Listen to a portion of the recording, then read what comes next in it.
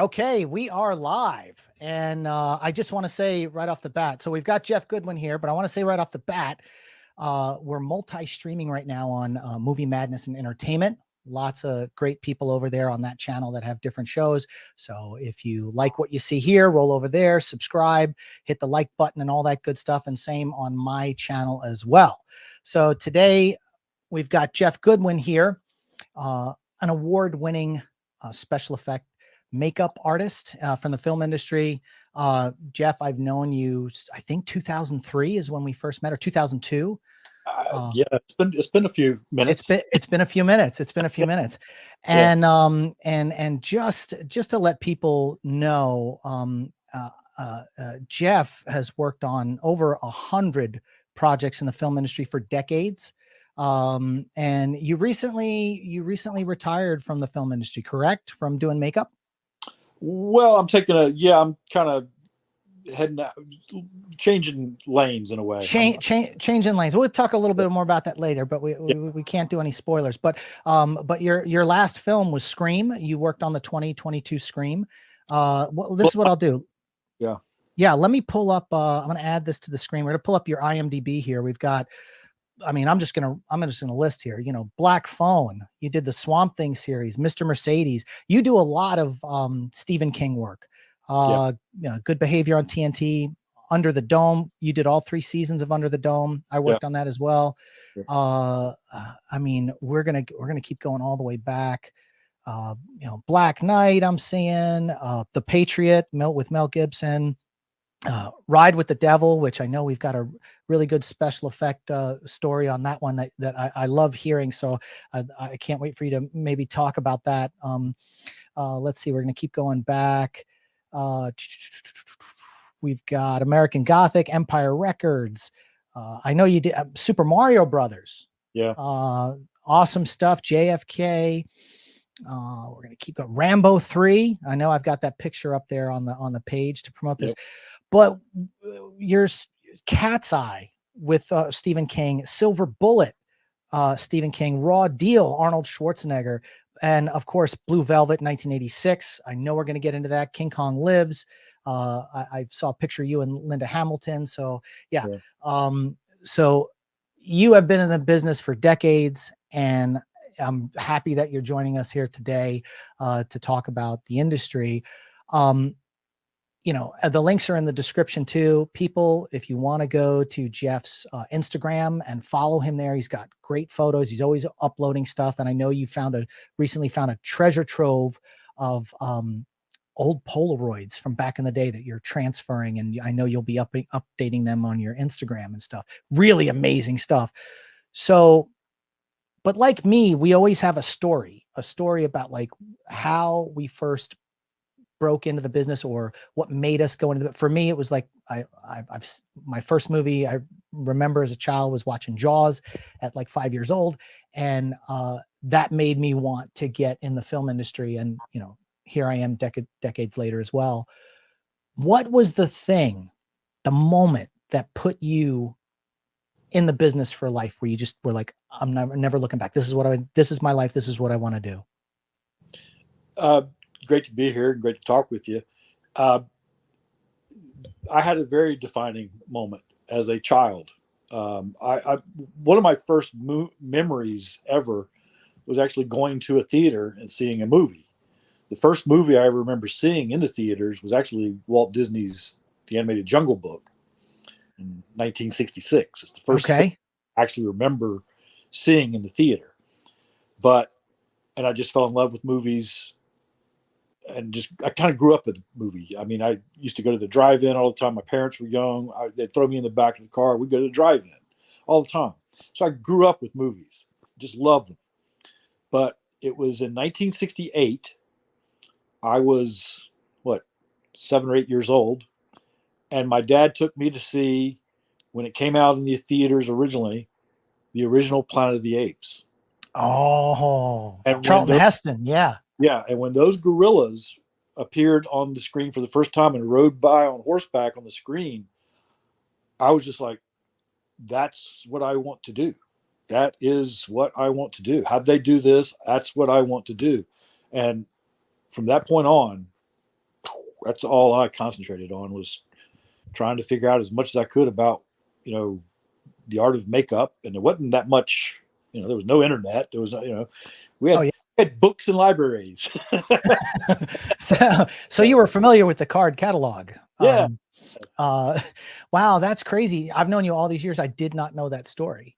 But that explains, don't you have some sort of prop from Planet of the Apes or a mask or something? Yeah. Maybe Display down at whatever downtown. There's a bust of one of the gorillas from the original moles there, and oh, okay, cool. I still love that film. The original film holds up, and that's what some of the people don't realize too. The younger generation, that film really holds up well. It was based upon a famous French novel, but the original screenplay for the original '68 film was written by Rod Serling. Rod Serling. Oh, I didn't know that. Yeah, see, that's what I'm saying. Most people don't. So I thought he mostly acted, didn't he? no, Rod Serling created the Twilight Zone, the original Twilight Zone. Oh, the original. Oh, I'm thinking of somebody else. Sorry, my bad. Okay. Yeah. Wow. So yeah, he wrote the screenplay for the original Planet of the Apes, and it holds up. It still holds up today. It's a great film. Yeah, I can still watch those films, and even the sequels to those back in the day. Yeah. They still that moment, on the See, beach. that's where it kind of brings us full circle too, in a way, because I grew up loving those films, and those were an inspiration for me. And then later in my career, I actually got to work with several people that were instrumental. Frank Capra Jr., for example, he produced the last three of the 8 films. Oh wow, that's fantastic. So, yeah, so I got to actually work with people that created the films that I was inspired by and loved. So yeah. I always love that. I always, every time I'm on a new show and you got 200-300 crew members, you don't know what people have worked on unless you've worked with them before. And sometimes, you'll find those people where oh dude, or like, you want to work on that project because that guy did something you loved when you were a kid or something like that. Or you find, I was working on a show and this guy worked on Goonies and I was like, oh my God, you worked on Goonies. And so, yeah, I mean, it's amazing how when you're outside the business, it seems so far away, like as far as like the connectivity. But when you're on a show and you've been in the business 10, 20 years plus, you'll end up working with the people you've always loved in some capacity, in some way, on one project or another. That's pretty cool. Yeah, usually if you're lucky, it's true. And that's a very good lesson and point actually to bring up right now, because that's something I think is waned a little bit. It's never been great, but I think now it's kind of waned. And I think this is so important, that you should know who you're working with. You should research, especially easy now with the internet. But to bring it back to a good point, I've always been fascinated by the crew and who I'm working with and what they've done. So I used to always and still do research, and I know what everybody does.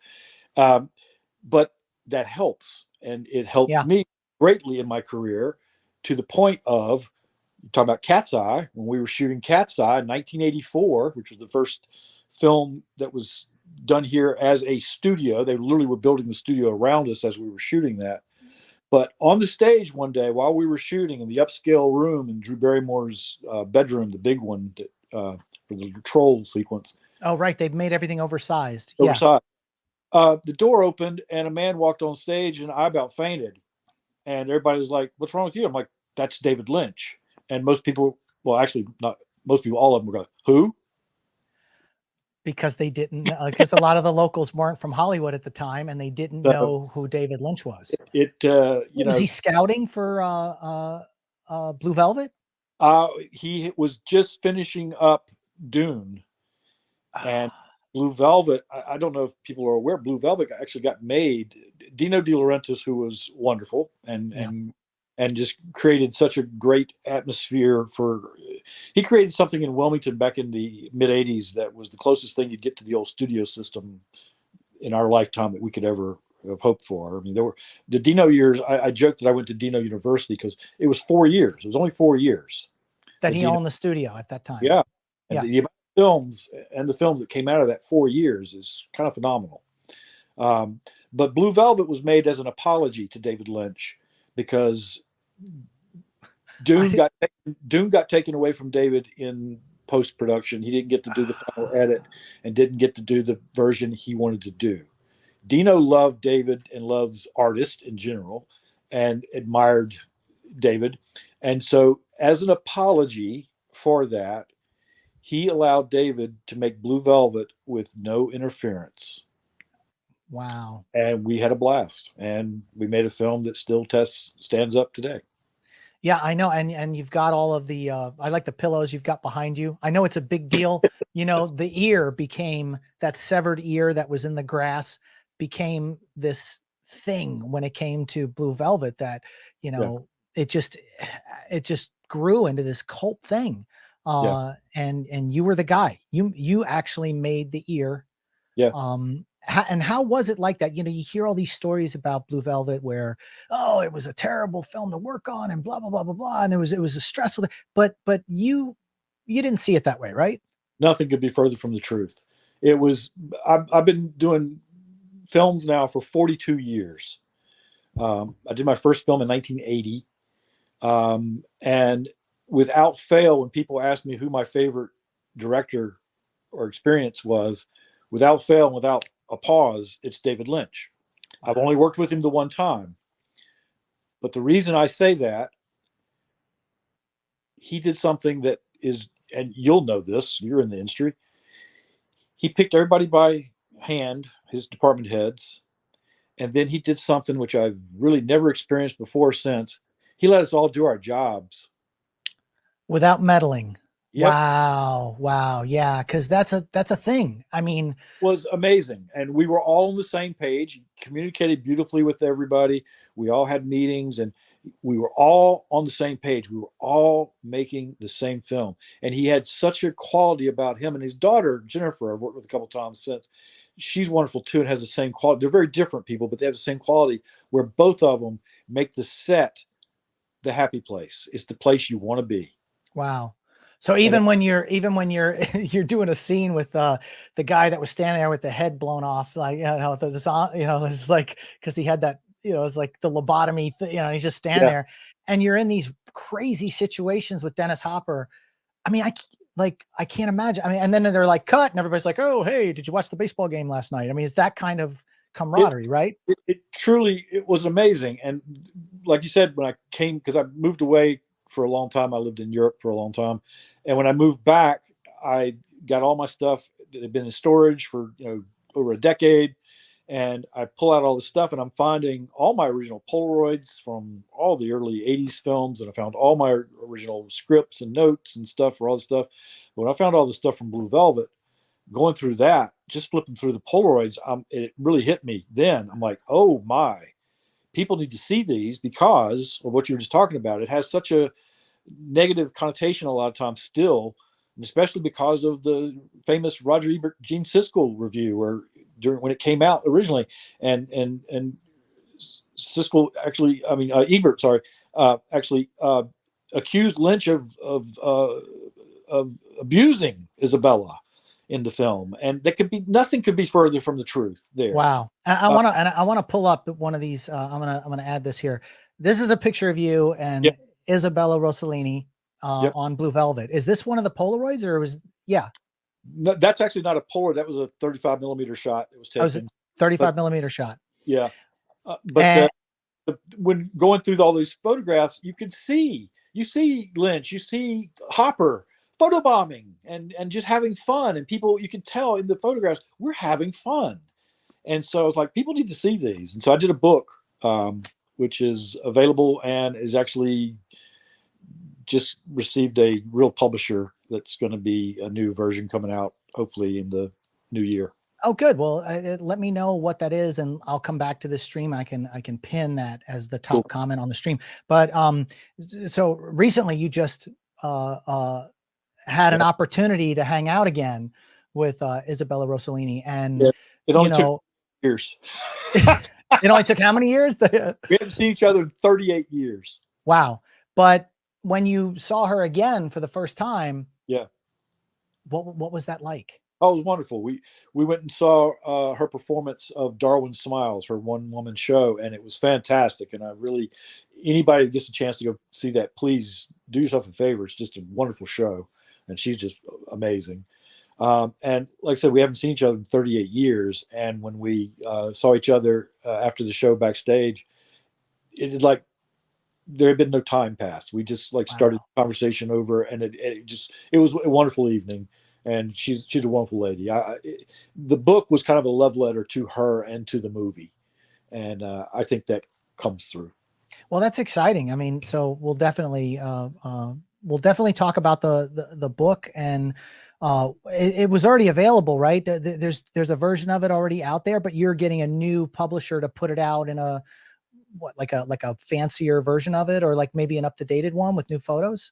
Yeah, it's a blurb. It's a print on demand thing. It's been available for a while, a couple of years maybe now, but really hadn't done anything with it. Hadn't really pushed much with it. And then after Isabella posted a wonderful thing on Instagram, which I was not aware she was going to do after we met up a few weeks Did ago. she tag you in it? Yeah, that's awesome. And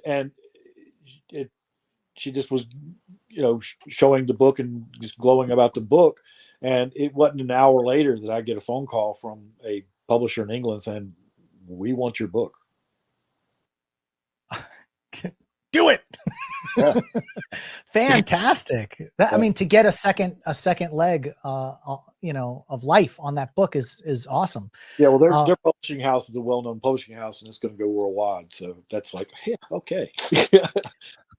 So in all of your history, you have worked on a ton of Stephen King projects. Is that just by fate, or do they go out of their way to be like, we got a show coming to town. You've worked with Stephen King like 50 times. We want you on this thing. Is that how that works? Oh, I love that photo because we're talking about our beards right there. That's why he's doing his chin the way, because the last time we had seen each other, we were, of course, young men, and we both had dark beards, both of us at that point. And so he was laughing, saying, yeah, Tabitha made him cut his beard off because his beard's white like mine now. And she says, nope. So she makes him cut his beard off. So that's what we're talking about, laughing about there. That's awesome. No, I mean, I think what it is yes, I've been very fortunate in my career, and I've been able to work on some great films now all over the world with some great people. And I joke, and I think part of this is true, though. I joke that's because I was the one dumb enough to say yes. But what do you mean dumb enough to say yes? I mean, for most of these shows I've done, they're hard. Yeah. Mohicans, Ride with the Devil, Rambo III, War and Peace. War and Peace was over a year of shooting in Russia. Wow. I just do stuff that's like, okay, that's crazy. That's hard. So like I said, I think I'm just the person dumb enough to say yes first. So. There was this really great photo of you, and I'm trying to find it with Stephen King where you've killed him. I think it was Mr. Mercedes, but I'm trying to find that. Where's that? Yeah, at? that was a fun day. That was such a day. I think I've done 6 projects now with him over the years, and Mr. Mercedes was special all the way around. Mr. Mercedes. We did the first 2 seasons. I worked on season 2. Yeah, I was on season 2. The swing electric truck. I was driving that one. So this is the gag you did with Stephen King. Now, if people don't know, Stephen King appears in everything that he produces, kind of, sort of, in cameos, right? Sometimes. Yeah. I know he did Under the Dome, and he did Mr. Mercedes, and Creep Show. I think he had something in Creep Show. Well, Creep Show. He's Jody Verrill. Yeah, well, the grass guy. So here you are planning that out. And I see Rick Poor's head over behind the director there. Jack Bender. Jack Bender also, he did all of Lost, right? Yes. Jack Bender. Jack did Lost, and we love Jack. And Jack also did the first season here of Under the Dome as well. Yeah. I worked on all 3 seasons of that too. Yeah. I know they alternated directors. Peter Weller came out and directed quite a few episodes, and then Eric LaSalle came out and directed. Good guys. And it's funny because I was talking to Peter and Peter Weller, and he said to me, so how did you end up getting well, he was directing Sons of Anarchy, but his wife's family lives in Georgia. in Atlanta, and the layover from the flight is in Atlanta. So he was like, I could leave my wife with the family and then come over here and shoot this and then do the layover again and rekindle my wife, you know, all that kind of stuff. So, Yep. so, you know, I know you worked on Ninja Turtles. Yeah. But I want to pull up, some of the gags that you have pulled up over the years, and we've got somebody waiting in the studio, Justin. He's going to hop on here. He's got a couple of questions for you. Okay. But you always do these amazing effects, which now, like, I mean, almost certainly they would pull some of this stuff off in CGI. I'm going to add this to the stream.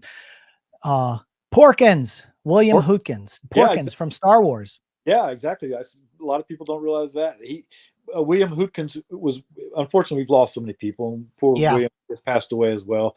But he was such a great guy to work with, and yeah, he was not only Porkins. He's the guy at the very beginning of Raiders of the Lost Ark. Raiders of the Lost Ark. Yeah, no, the trip, and he's Porkins, of course, in Star Wars. He's the cop, the bad cop that Jack Nicholson kills in Batman, right? The 89. It's so many great character roles and was such a good guy. This was a gag that Rick Poore and I did a long time ago for a film called This World in the Fireworks, which the director originally approached us and he wanted this paper spike. It's a scene with Billy Zane and William, and Billy Zane pushes William's head down. It's a period piece, the 40s. And he pushes William's head down onto the desk and the old paper spike. The director asked, can you get it as close to his eye as possible? And I said, I think I can do something there. And so the director didn't see it until after I'd actually done it. And I had William in the chair in the makeup trailer, and the director walked into the trailer. And as I turned William, the director saw it for the first time, and the director's knees went weak. And he goes, "It's in his eye! Oh my God, how'd you do that? It's in his eye!" But see, that's the beauty when you pull off these effects, and they actually, you know, even stoop the people who are on set. You know, well, I think honestly, one of the best ones now, thinking back on it, happened during Banshee, the first season of Banshee that we did. Oh, that was the show on Cinemax, right?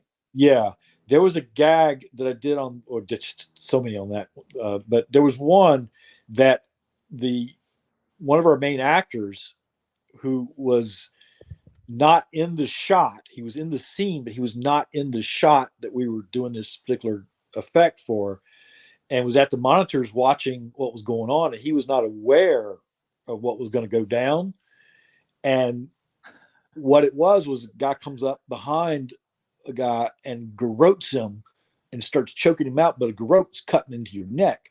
And so this guy reaches up to grab and try to pull it away. And as he's doing it, the fingers come off. It just cuts off the 4 fingers as he's trying. You just see him. And the actor that was watching didn't know that was happening. He screamed out during the tape thinking it was real. Oh, wow. So that was one of my favorite ones. Yeah. We That's awesome. Yeah. let me get Justin. Justin is jumping in here. Hey, how you guys doing? We're good, man. Talking about those fingers getting cut off. Oh my goodness. If you haven't seen Banshee, I think it's on HBO Max streaming. It's a really good show. Stephanie Lang was the producer on that, right? Yeah. She's a good person, Stephanie Lang. She's now directing lots of stuff for Netflix and producing stuff for Netflix. So she produced that show too as well. But Justin's got some stuff to chow about. So let's hear what Justin. I've been listening to what you guys were saying. I thought it was very interesting, Jeff, that when you were talking about Blue Velvet, how there's this myth around how terrible of a production it was and stuff like that, and it couldn't be further from the truth. Shaun, your favorite movie. I got to meet Richard Dreyfuss, and one of the things that he said was exactly what Jeff was saying. You know, it was just a movie that we shot in the water, nothing more, nothing less. I wasn't ready to hear that, but then here we are. And you know, he was saying a lot of, you know, things that he said was taken out of, you know, someone out of context. yeah, it was difficult to Sure. shoot, being, mechanical shark on water, but and then that resonated with me, Jeff. What have you learned from other people that there are these productions? It's like working on a Stanley Kubrick film or something that was like difficult to shoot. What are some other movies that you remember that have been taken out of proportion? Maybe not in the same way, but Well, I teach a lot. yeah. And one of the things that I love to bring up to the students is, in my experience and opinion, the bigger the budget, the bigger the mess. I prefer the smaller budget films, Blue Velvet being one of the smallest budget films I've ever done, because everybody's there because they want to be there. That makes a big difference with the crew and how everybody reacts and works together. The big budget films, like I said, unfortunately, there's a lot of people there just to collect a paycheck and watching that clock. And they're not bringing their A game. When you got a smaller budget production that's really, everybody's on the same page, everybody's bringing 110%. So it's a big difference. Do you remember what the budget was for Blue Velvet? $3.5 million. $3.5 million. Oh my God, you can't even make anything like that now. Jeez. So that's the No. Then just like 2 years later for me, because that was in we shot Blue Velvet in 85. It came out in 86.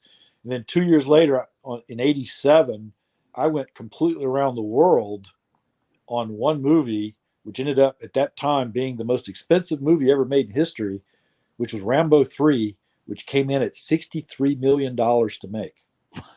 No film had cost more than $40 million prior to Rambo III. Did you shoot in Morocco on that one? Shot in Israel, Thailand, California, Arizona. I circumnavigated. I went completely around the world in that one picture. Wow. Was that one of those movies that you said, like, the bigger the budget, the bigger the mess? Was that what you were referring to? Prime example of that. Yes.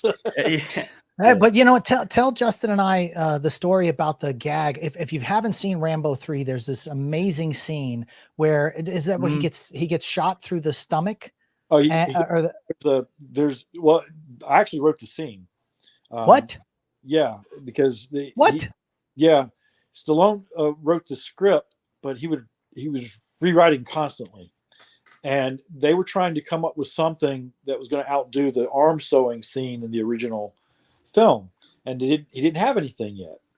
And so I came up with this idea, and I pitched it to him one morning while I was putting on his scars and doing stuff, and he really liked the idea that I pitched to him and said, yeah, let's do this. And so then we start talking about it, and the producers say, no. This is 1987, so this is before CG, so everything had to be practical. Yeah. So the scene I came up with was there's a when he's in the Russian fort trying to rescue Richard Crenna Troutman. Yeah. There's an explosion that goes off, and there's a big wooden door that's blown in on him, and he gets wounded, but you don't really know how badly there. And then, of course, he's Rambo, so he climbs a mountain and then goes back into his cave to hide out after all this and lick his wounds, basically. And he rips open his shirt. When he rips he's got the big splinter. That's what it was. He's got a wooden splinter that's gone through his side from that explosion. And so he takes his finger and literally pokes it in one hole to get the splinter to come through his body. And then you see him pull out the splinter from his body, and he's bleeding profusely, of course. But then it doesn't stop there. I have him take a bullet and knock the head of the bullet off on the campfire there with the knife and pour the gunpowder in the wound. And from the flames there from his campfire, light the gunpowder and cauterize the wound, and flames shoot throughout the holes of his body. Yeah, I remember that scene well. To stop the bleeding, and that's what saves his life. Well, how did you pull that off? I came up with the idea, pitched it, like I said, and then producers like, no, because you'll burn Stallone. I'm like, no. here's how I'm going to do it. I tested it on myself first, which is in the early days I used to always do that. Yeah, it's important. So first to see if it's safe, but also it was very important too because then the actors would say, well, what am I going to experience? I can tell them exactly what they're going to experience because I did it myself. So that always used to play well. And Stallone was really great with this. He really wanted to do this gag and was firmly behind doing this. And we did it in basically multiple cameras in one take. And it worked beautifully. And but as far as like the secret to it, like what was the secret? Like how did you do this thing? There is nothing, no flame ever touched his body. His entire side was a prosthetic piece. Okay. But you still ended up using like gunpowder and stuff like that to do the thing that sizzled and all that? Tommy Fisher, who is another great, Tommy Fisher was a wonderful special physical effects guy. He did, look up Tommy Fisher, my God, the films he did. He's left us as well. But Tommy helped me supply the right kind of black powder that gives a great, but burns off like that. So there's no heat, there's no nothing. It was totally safe. And like I said, it wasn't, but even on Stallone, it's on layers and layers of prosthetics because I had to hide all the blood rigging and everything. So it's layers before you reach Stallone. But so it looks like he's shirtless and it's on him, but in reality, it's a totally fake side. Wow. And that's why you've got to tip your hat to practical effects. Justin, did you no, that was just as surprising to me as it was to you. Yeah. There is a specific, science to, being able to pull off those practical effects and to maintain the safety, and going through your work, I've noticed the eye thing. That's a common thing in some of your movies. Yeah, not so much the ear, but the eye. With Porkins and as you were talking about earlier. You said you tested. Yeah. No, go ahead. Oh, go ahead, that finish. too. Oh God. Yeah. There's a great story behind this one here. He'll tell that in a second. But go ahead and I'm curious. When you say you test it on yourself, okay. How? I mean, I wear contacts, and I get like really queasy sometimes still when I just put that in my eye, and then looking at these the images, the art that you've created, it creeps me out too. I'm just curious, like what goes into that? What is the specific affiliation with the eye that stuns you? That makes you want to create these effects. Well, I think you already hit on it, and you fall for it, which is why I like to do it. Because it does anytime you mess with somebody's eye, it does bother. It bothers. Yes, you're like this. Yeah, it's like it bothers people. So yeah, any chance I get to do something to a person's eye, I'm all for it because it does. It really messes with people, and it just gives you that ick factor. That's like ugh. And that was that was the prosthetic, with that that thing that was going through Porkins' eye. Like, how do you get it to look so realistic? What's like the icing on the cake that gets it to be just like realistic, but it doesn't look stupid, like if you will, like it doesn't look fake. Well, the crazy thing I've always said, and like, especially like with Rick, when Rick first started with me and was teaching, Rick Poor, who we all work together now, and Rick now is the coordinator on the films now. And you have to really do your research, especially when it comes to the wounds and these kind of things. You have to know what the real thing looks like. You have to know the real horrible things. Oh, yeah. And do that research. And I mean, in the old days, we actually would go to morgues and actually witness real autopsies and real things, and to learn. Dude, that's so gross. You guys did that. That's the thing. You have to know what the real thing looks like. But then here's where the craziness of it is. You have to know what the real thing looks like, but then you have to know how to bend it to make it work for the camera. Mm-hmm. because the real thing doesn't look real. It probably doesn't feel real either. I mean, if I brought you a real dead body in there, you'd say, well, that's fake. Get this out of here. The real thing doesn't look real. So I would have more questions than that if you brought a real dead body. Well, I think, you know, a lot of it, you know, once you take that special effect, you know, the paper impaler through Porkins' eye, and once you light it, and then the camera angle, you know, it's almost like that scene in the Dark Knight Rises when he slams a guy's head into the pencil, you know, on the table. Yeah. Boom, you know, and a disappearing pencil. I mean, Yep. you know, obviously that was probably done, I would say, with CG, because it'd be too dangerous to do that. But yeah, like I think that has a lot to do with it too, to make the effect pull off. Like Yep. that's why the teams of people that are involved, the cinematographer, the DP, the lighting, you know, like everything has to match to make these things come to life. Exactly. It's teamwork. I mean, like I said, I teach a lot. And to me, I tell my students that film work and a crew is like a jigsaw puzzle. And every crew member is a piece of that puzzle. So it doesn't matter what your job is. If you're not there or you're not doing your job, the picture's not complete. Yeah. So, yeah, it's a team.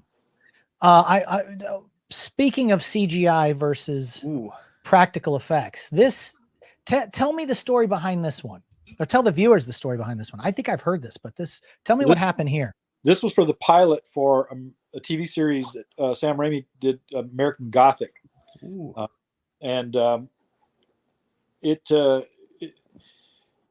We had some crazy stuff on that show, the television back in the day, because that was in 95, I think, when we did American Gothic, 1995. And this is Sarah Paulson in her first role. Sarah Paulson, the Sarah Paulson that was like in every single show and movie for like 5 years straight. Yep, that's the very first thing she ever did, and she was wonderful to work with.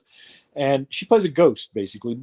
She's Merle the ghost, and this is her scene in the morgue when her brother, the wonderful Lucas Black, goes to visit her, and he sees her cry a tear of blood, which this was 1995. So this was right when there was this new toy that everybody wanted to play with called CGI, computer generated images. And so we had to fight back then to get them to not do that and let us do stuff practical. And this effect right here, they originally wanted to do CG, and I'm like, no, let me do this practical. I had to fight them on it, but did it. And then this turned out to be such a nice little thing that the fans just love this. And then they actually use the shot in every title sequence for the rest of the series as well.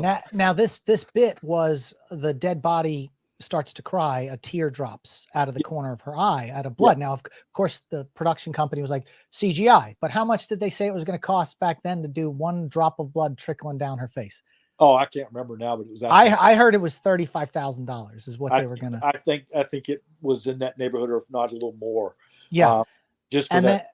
Then pull it off with basically what amounts to maybe, in all honesty, $20 worth of material there. My goodness, $35,000. Well, that was in the 90s when all this stuff was new and it was very expensive. Now I'm sure it wouldn't cost that much. But how did you accomplish one teardrop out of the corner of her eye? I don't see anything there. How did you pull that off? I joked it was probably the smallest little prosthetic I ever had to make.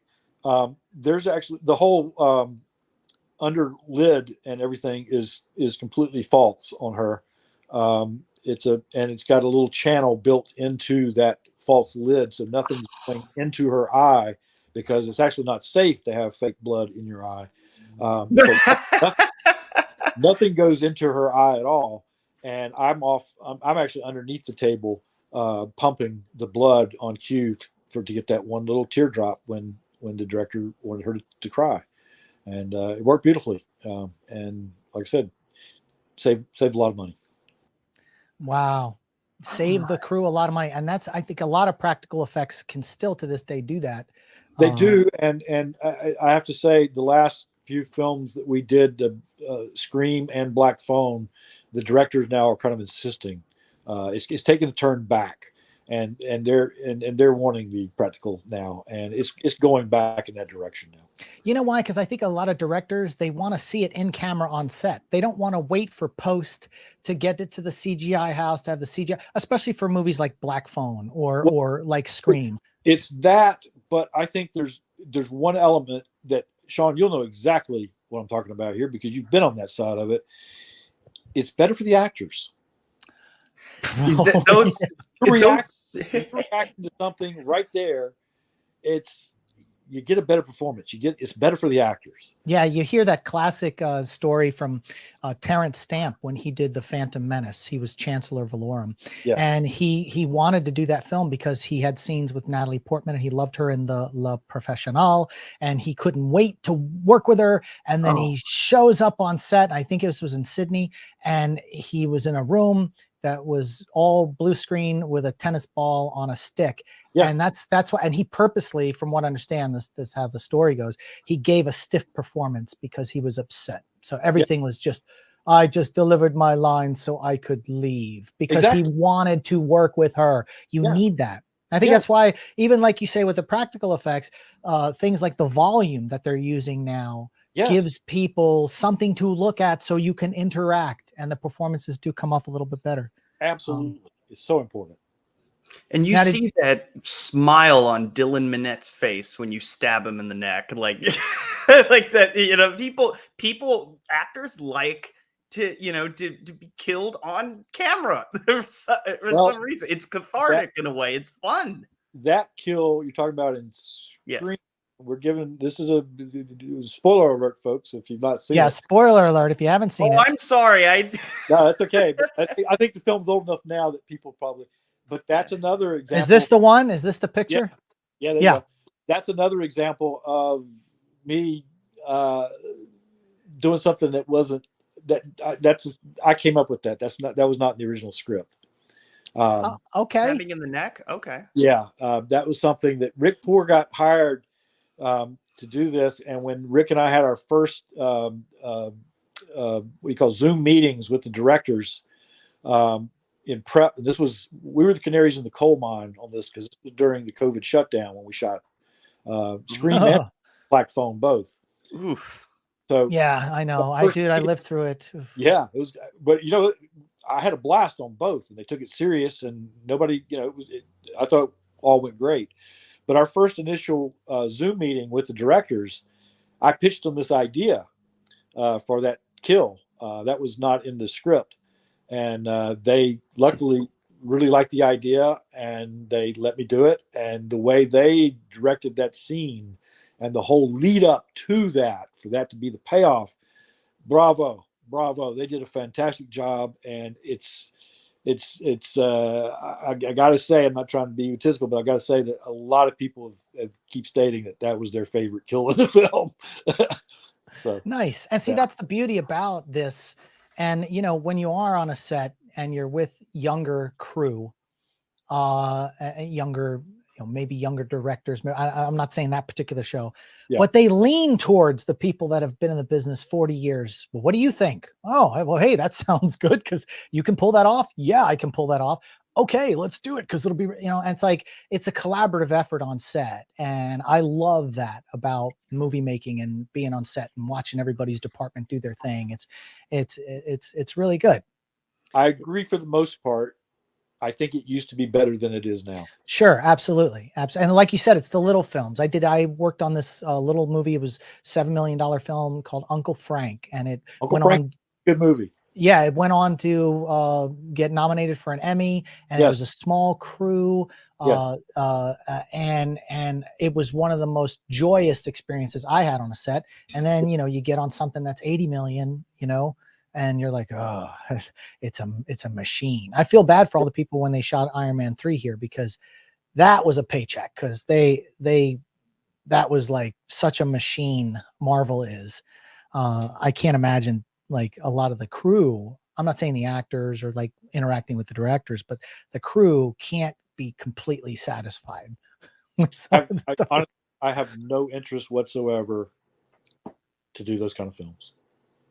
Yeah, because maybe is it because it's like what you were talking about earlier with the Chancellor Valorum and the Phantom Menace, just like, hey, look, let's tour the studio where every single Marvel movie was made, and it's just a giant warehouse, and it's like disappointing. Well, part of the crazy thing too to me is, and this happened when we were doing Swamp Thing, a lot of the young LA crew that came in for the Swamp Thing were in awe to be on a set.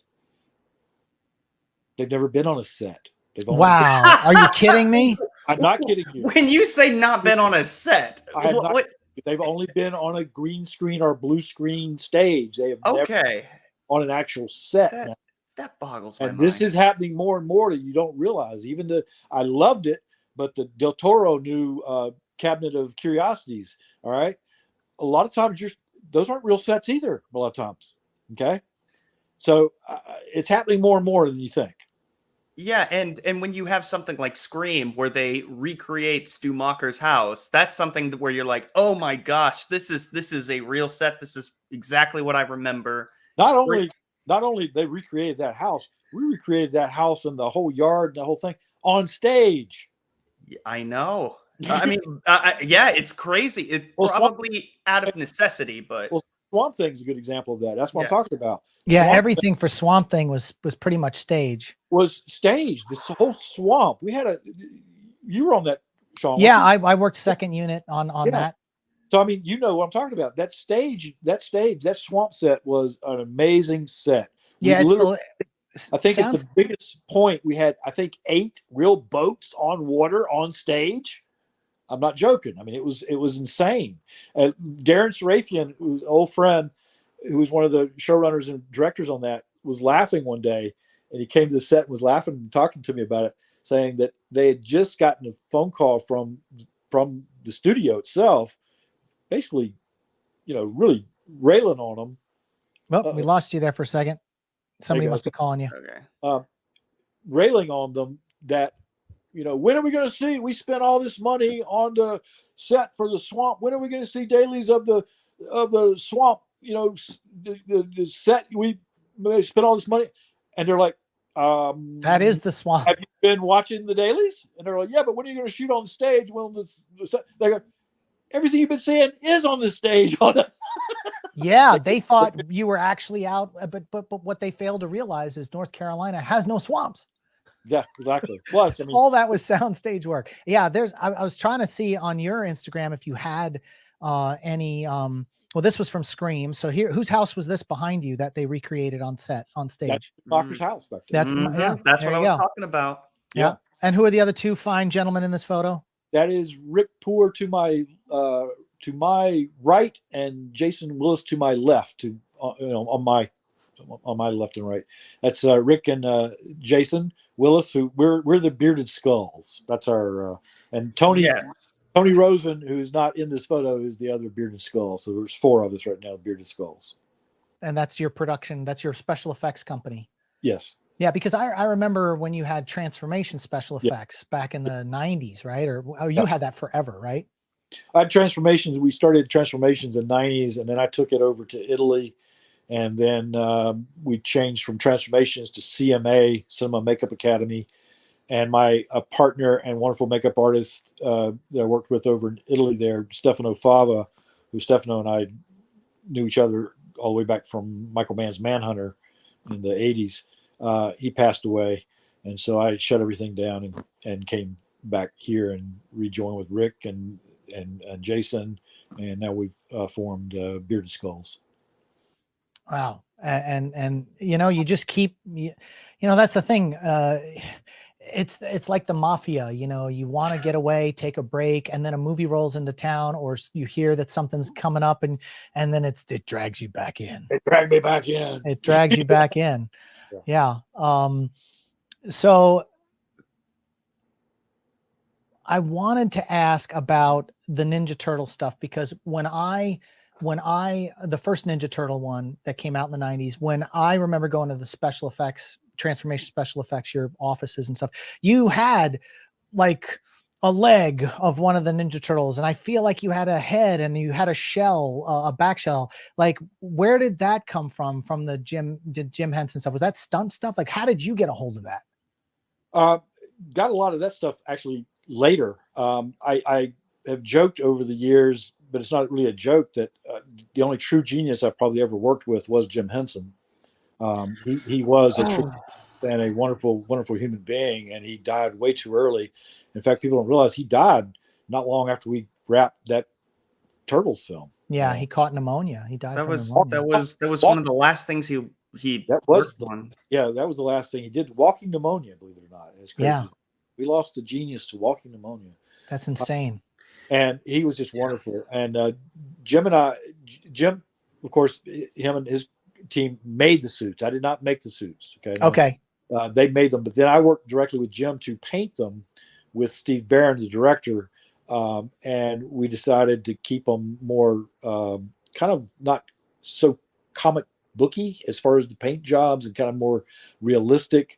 And Steve Barron, the director, wanted them to actually be bruised and really have stuff like that in the fights scenes. And this was starting to cause problems with Henson, going, oh, but then we'll have to repaint the suits. And I'm like, wait a second, guys.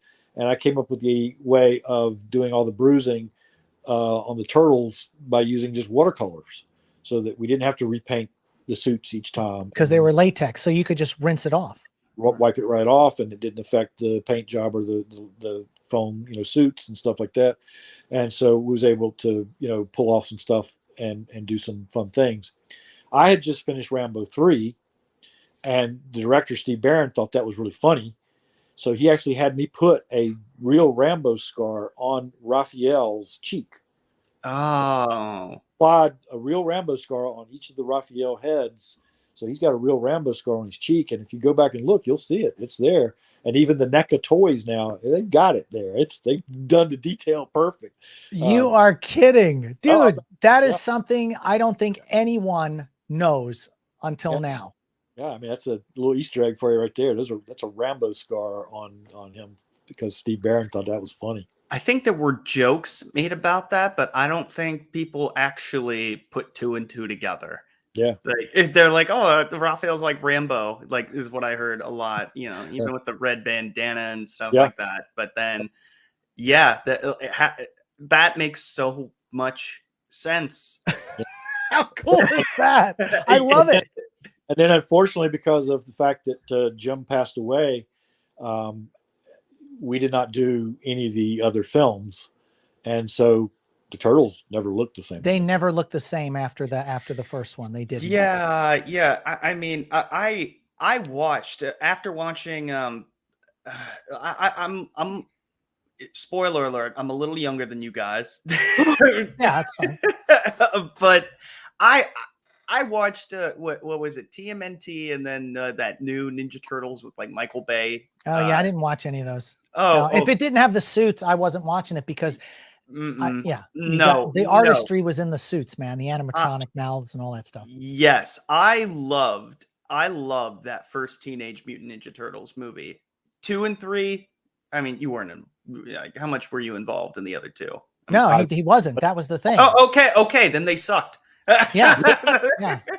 I mean, the thing about the first Ninja Turtles movie is it really was kind of groundbreaking with how they did the animatronics on that mouth and the articulation. Totally groundbreaking stuff that Jim Henson's team did for that.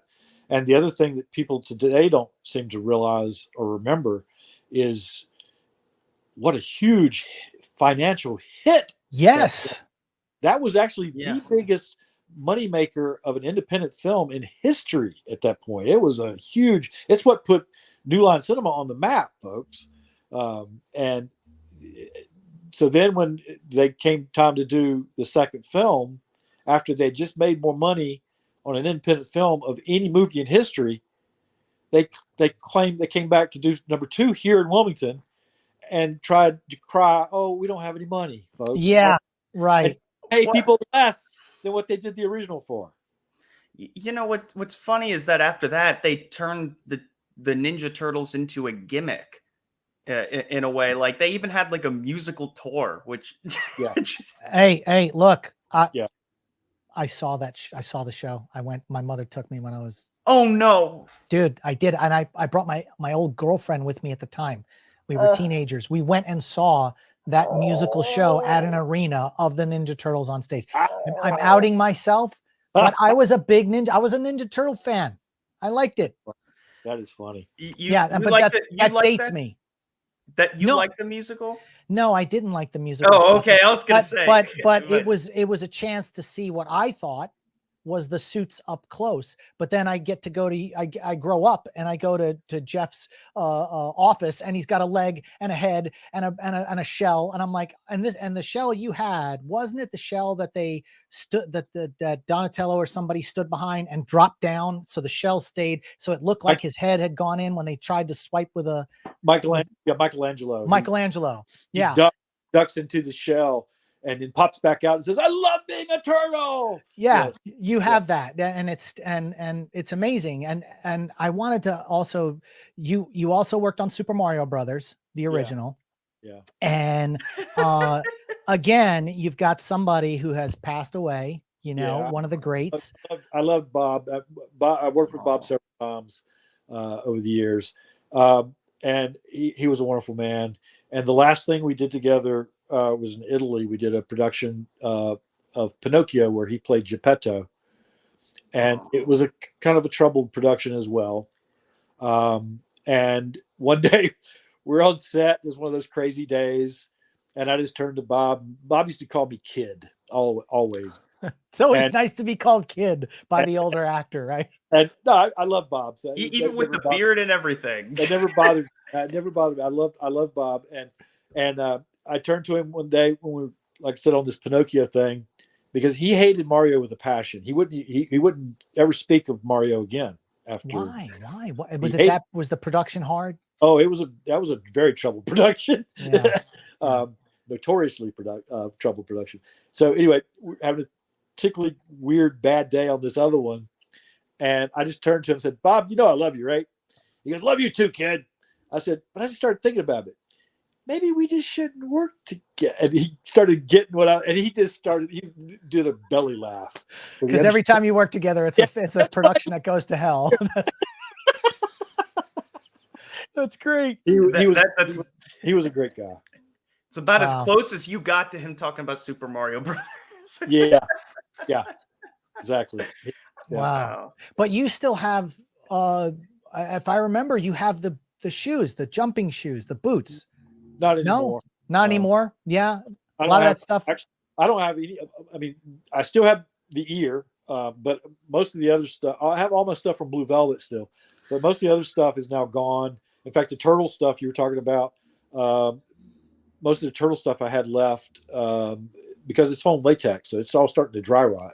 Yeah. So we donated all the stuff that we had to the Cape Fear Museum more than a decade back. Okay. We donated it in my son's name there to the museum. So hopefully they can help preserve it, but eventually it's going to be dust because there's a guy that has been preserving a lot. Tom Spina, I think his name is.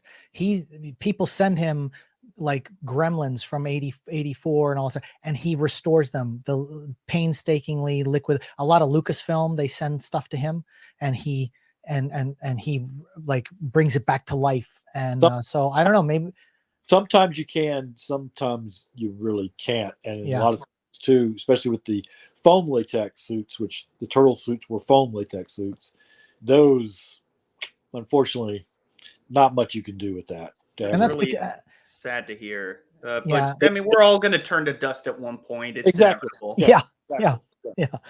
Oh, wow. That's crazy. Sorry, that was such a grave note to. No, look. Let's look. We'll wrap this up, but I want to end on something. I want to end on something fun. So yes, and also, I there's some other things that are going on that we can't really talk about, but it's like Jeff said earlier. There's a possible pivot in his career. So, but back during the Dino days, you worked on King Kong Lives. Okay. And I gotta pull a picture up on that one. Where's Does that jog some memories for you, Jeff? I think I'm breaking out in hives again. But I mean, like I remember seeing that movie as a kid, and even as a kid, and I say that, you know, it was 86. So what was I? I was 11. So I remember seeing it. I guess when it came out, and you shot it in 85? We shot it in 86. So it came out in 87, like the year later, right? I remember seeing. So yeah, I was 11 or 12, and even then, I just remember going, "Oh, this is rough." Well, actually, that's one that actually we shot it in 86. It actually came out in 86 because that's the year I have a very distinct honor. I consider it an honor. 1986, by most critics' lists, and you can check this. This is true. Most critics' lists at the end of the year listed a movie that I had done in each being the worst of the year and the best of the year. Being the best of the year for 86 was Blue Velvet by a lot of critics' picks, and the worst being King Kong Lives. So in the same year, I had the best and worst film. That's something to be proud of. I thought so. And so, you know, there's Linda. Linda was wonderful. Yeah, Linda Hamilton. I mean, this was at the height, like, it's weird because she had done Terminator and like her career was taking off, and then she picked King Kong Lives as a movie. Like, what was she thinking? I mean, I don't know. I mean, I don't know what any of us would think. I mean, I think originally we were all like, "Oh, King Kong film would be fun. That'd be good." But oh my God, it was, you know, you saw it. It was terrible. It's one of the few films. It's one of the few I've done a handful now that I've done this, and that was my first one where I actually took my name off the credits. I'm not credited and asked to be taken off. I've noticed that in your filmography, there are some gems like Killer Crocodile. Yes. Twice, and I'm like, I bet he took it. I was thinking to myself, I bet he asked to get his name removed for that. Yes. So you guys not that those were bad, because I haven't seen Killer Crocodile. Yeah, but you made a giant crocodile. Come on. That had to have been cool. Yeah. That's the crocodile I made there, which was the full crocodile. That's the mechanical one there that did all the movement and everything.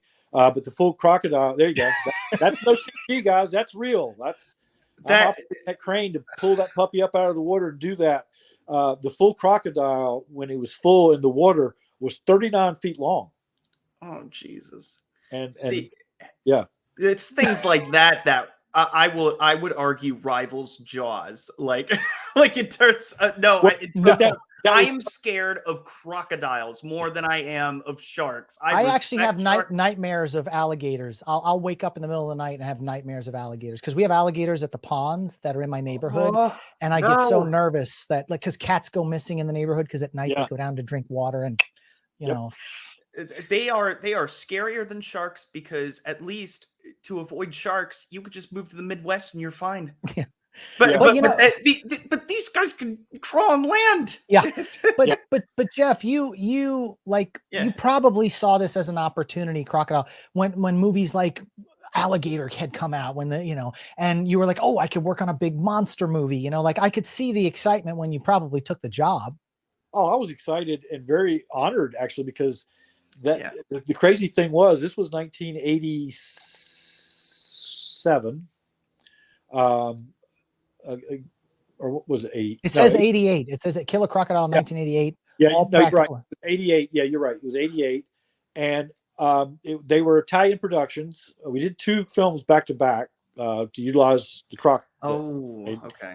So we did Crocodile 1 and 2. We shot together. And Gennetto De Rossi, who is another one that is passed away. Gennetto De Rossi and I started working together on King Kong Lives. Gennetto was a wonderful Italian makeup artist and effects artist. Dino kept wanting us to get together because Gennetto did Dune for David and I did Blue Velvet. And so they really kept wanting us to work together. And so they finally put us together on King Kong, and we became a team for years. Oh, wow. We did Rambo together. We did Kong. And then Gennetto got an offer to direct for the first time, which was Killer Crocodile. And so he asked me to come do the effects. And I was honored that this great master of makeup effects has asked me to come do his film. But Lord, what a horrible. Now, at least you have a good sense of humor about it, and maybe not when you were making it. Yeah, time heals. Time heals. Yeah. So yeah. Yeah. Well. I mean, yeah, but I mean, even with like quote unquote bad movies, like you still have good fond memories of them, and you speak highly of your experiences on them to a certain extent. You know. Let me put you on the spot, Jeff. Yeah. Out of 42 years in the film industry. Yeah. At this moment, because we don't know what the future holds. Yeah. What was the one moment, and I know it's going to be so hard to encapsulate that, but that just was so satisfying that, you know, in your career, what was it? What was that moment? What was that movie? What was that moment? Well, that's an easy one for me. And we all, in fact, Isabella and I talked about this just a few weeks ago, and we both have the same feeling and agree. It was Blue Velvet.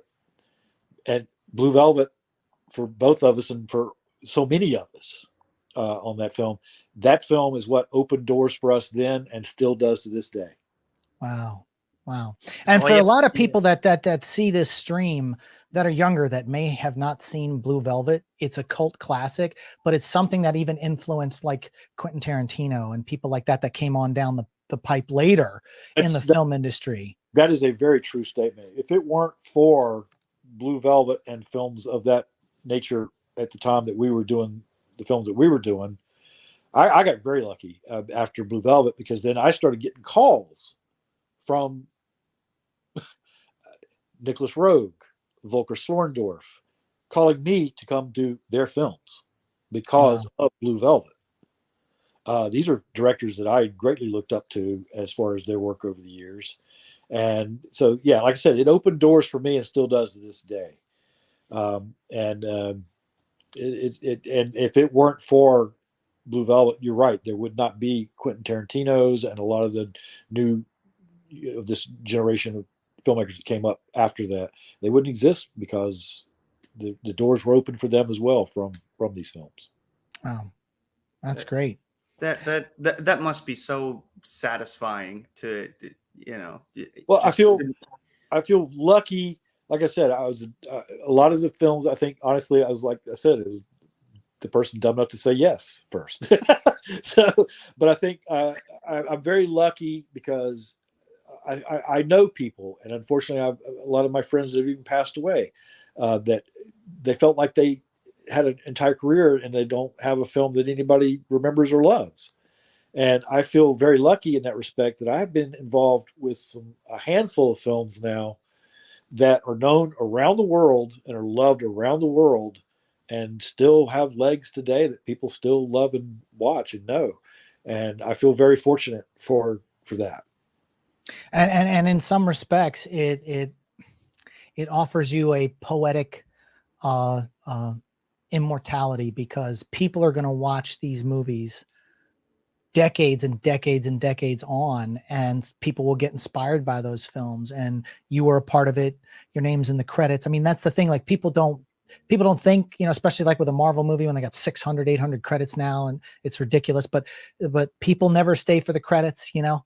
And sometimes, you know, it's important, you know, because the blood, sweat, and tears that went into a production, especially one like that had so much love behind it. You know, it's like it generations can go back, even in your, you know, ancestry, and great grandchildren. Oh, you know, look what he did, you know. And so I think that's also something to me, because I think people, they don't want to be forgotten in the world. They want to have a stamp that says, I did this, you know? Very true. And like I said, I feel very fortunate. If I had to pick, and somebody asked me, you know, what would be your favorites, certainly Blue Velvet. But the ones I'm most proud of that to me would, you know, be the films I'm hopefully remembered for would be Blue Velvet, the original Turtles, Last of the Mohicans, Ang Lee's Ride with the Devil, which is a beautiful film that only 5 people have seen. Yeah, Ang Lee directed a Western called Ride with the Devil, and it's good. Yeah, and War and Peace. So with those, I feel like, okay, I'm happy. Well, on that note, man, thanks for joining us today. And I know a lot of people had questions and stuff in the chat. I didn't get to them because I'm still learning how to do stuff. But maybe on the next one I'll get to it. But thanks for everything. Thanks for coming on.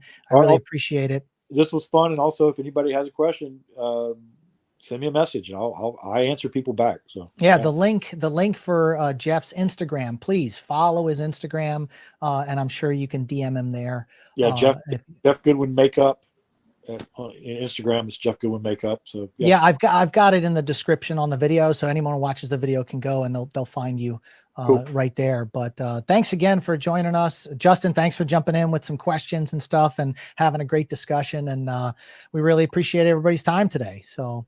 It was an honor. It really was. Thank you for inviting me out of the blue. Absolutely. It was very, I almost said out of the blue velvet, but no.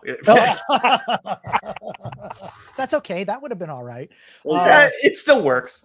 But the future for you, Jeff, is going to be very interesting. I'm excited. And so when things develop, which I know they are, we're going to have you circle back and do this again.